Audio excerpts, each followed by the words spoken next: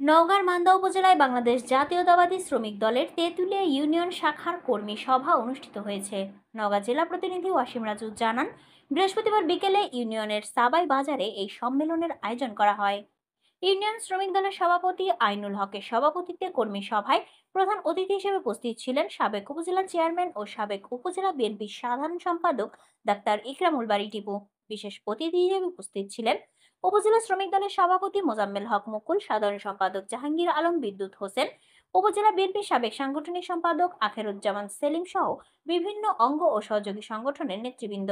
সভায় বক্তারা বলেন, শ্রমিকদের অধিকার আদায়ে ঐক্যবদ্ধভাবে কাজ করতে হবে। দলকে শক্তিশালী করতে প্রতিটি ইউনিয়ন ও ওয়ার্ড পর্যায়ে সংগঠনকে আরো সক্রিয় করার আহ্বান জানান তারা। কর্মী সম্মেলনে ইউনিয়নের বিভিন্ন ওয়ার্ডের নেতা কর্মী ও সমর্থকেরা উপস্থিত ছিলেন। পরিশেষে আইনুল হককে সভাপতি, কামাল হোসেনকে সাধারণ সম্পাদক ও বাবু মণ্ডলকে সাংগঠনিক সম্পাদক করে ৭১ সদস্য বিশিষ্ট কমিটির নাম ঘোষণা করা হয়। দেশ নেতৃত্ব এবং খালেদা জিয়ার সংগঠন, শহীদ জিয়ার যোগ্য উত্তরসূরি, আগামী দিনের রাষ্ট্রনায়ক তারেক রহমানের সংগঠন।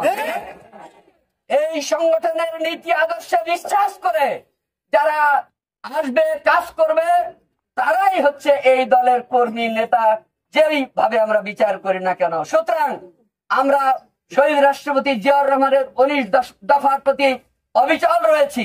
আমরা তারেক রহমান সাহেবের আগামী দিনের যে রাষ্ট্র ভাবনা, এই রাষ্ট্র মেরামত করবার জন্য যে ৩১ দফা কর্মসূচি দিয়েছেন, সেইটার প্রতি অনুগত রয়েছি।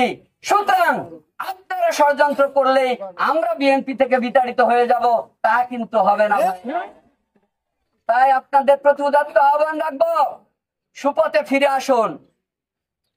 নিজেরা কাদা ছোড়াছুড়ি করে কার লাভ করে দিতে চান, মান্দার মানুষ এটা বুঝতেছে। কিন্তু